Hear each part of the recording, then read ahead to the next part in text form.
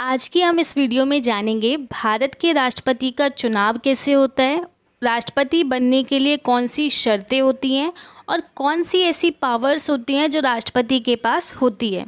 तो बिना time waste किए वीडियो को स्टार्ट करते हैं। राष्ट्रपति से संबंधित अनुच्छेद वो 52 से लेकर 143 राष्ट्रपति से संबंधित अनुच्छेद हैं। राष्ट्रपति भारत का पहला नागरिक होता है। राष्ट्रपति पद के लिए शर्तें की बात करें तो वह भारत का नागरिक होना चाहिए। उम्र राष्ट्रपति बनने के लिए उम्र न्यूनतम एज जो है वो 35 वर्ष होनी चाहिए। वह लोकसभा का सदस्य बनने के लिए अहर्यत होना चाहिए। वो दिवालिया नहीं होना चाहिए और मानसिक रूप से स्वस्थ होना चाहिए। और सबसे इम्पॉर्टेंट कंडीशन जो राष्ट्रपति के लिए होती है वो होता है कि राष्ट्रपति पद के उम्मीदवार के लिए कम से कम 50 प्रस्तावक और 50 अनुमोदक होने चाहिए। प्रस्तावक और अनुमोदक का मतलब कि किसी उम्मीदवार के लिए कम से कम 50 लोगों ने प्रस्ताव दिया हो और कम से कम 50 लोगों ने उस प्रस्ताव को अप्रूव किया हो। अब ये तो जान लिया, अब बात करते हैं राष्ट्रपति के निर्वाचन के बारे में। जैसा कि हमें पता है कि प्रधानमंत्री के निर्वाचन में जनता की प्रत्यक्ष रूप से भागीदारी होती है। जनता अपने वोट के द्वारा प्रधानमंत्री को चुनता है, लेकिन राष्ट्रपति के चुनाव में ऐसा नहीं होता। राष्ट्रपति के चुनाव में जनता प्रत्यक्ष रूप से भाग नहीं लेती। तो फिर राष्ट्रपति के चुनाव में कौन भाग लेता है? राष्ट्रपति का चुनाव जो होता है वो निर्वाचक मंडल के सदस्यों द्वारा होता है। अब निर्वाचक मंडल में कौन से सदस्य होते हैं? इसमें संसद के दोनों सदन, लोकसभा और राज्यसभा के निर्वाचित सदस्य और राज्य विधानसभा और केंद्र शासित राज्यों में जो विधानसभा होती है उनके निर्वाचित सदस्य। इसका मतलब एमपीज़ और एमएलएज़ राष्ट्रपति के निर्वाचन में भाग लेते हैं।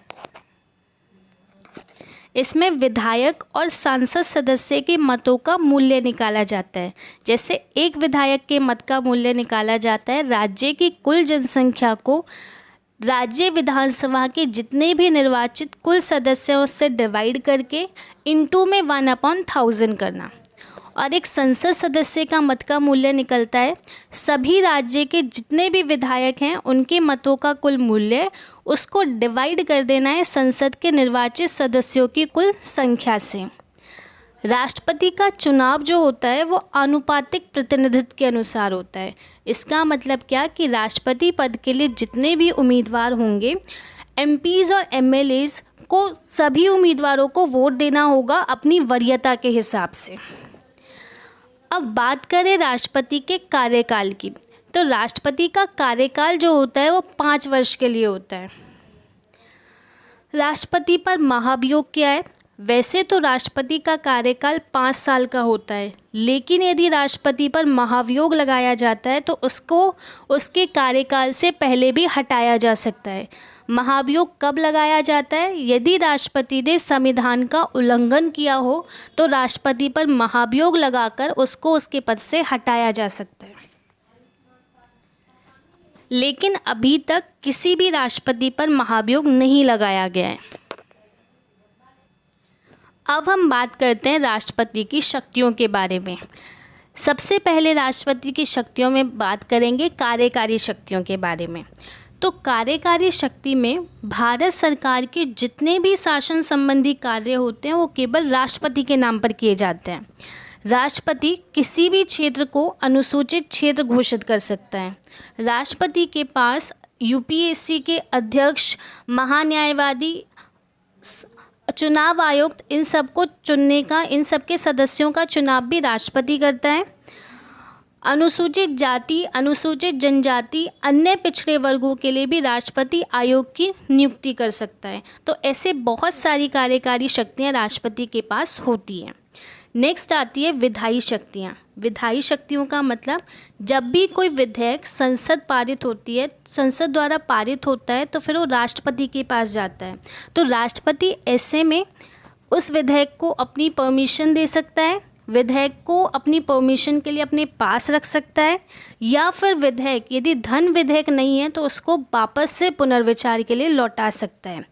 राष्ट्रपति संसद की बैठक बुला सकता है, कुछ समय के लिए संसद को स्थगित भी कर सकता है और लोकसभा का विघटन जो करता है वो भी राष्ट्रपति करता है। राष्ट्रपति राज्यसभा में 12 सदस्यों का चुनाव भी कर सकता है। अब नेक्स्ट आती है वित्तीय शक्तियों के बारे में। वित्तीय शक्तियों की बात करें तो धन विधेयक जो होता है वो राष्ट्रपति की पूर्वानुमति से ही संसद में पेश किया जा सकता है। राष्ट्रपति केंद्रीय बजट जो होता है उसको संसद के सामने रखता है और राष्ट्रपति हर 5 वर्ष में एक वित्त आयोग का गठन करता है जो केंद्र और राज्य के बीच राजस्व संबंधित बंटवारे के लिए काम करता है।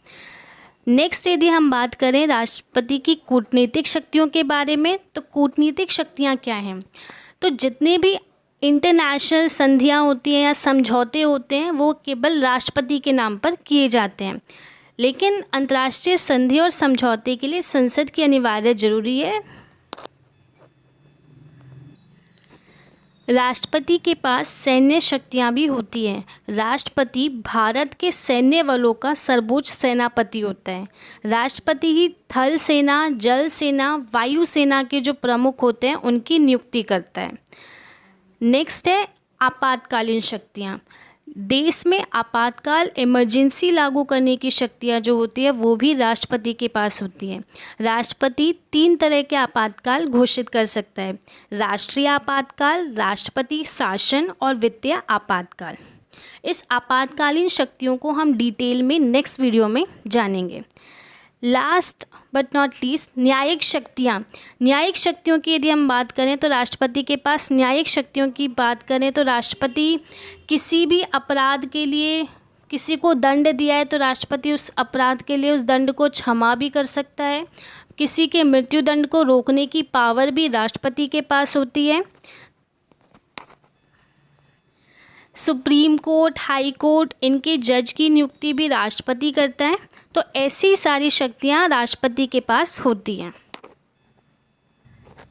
इनके अलावा राष्ट्रपति के पास वीटो पावर भी होती है। वीटो पावर क्या है और कौन कौन से वीटो पावर हमारे देश के राष्ट्रपति के पास होते हैं, इसके बारे में हम नेक्स्ट वीडियो में जानेंगे।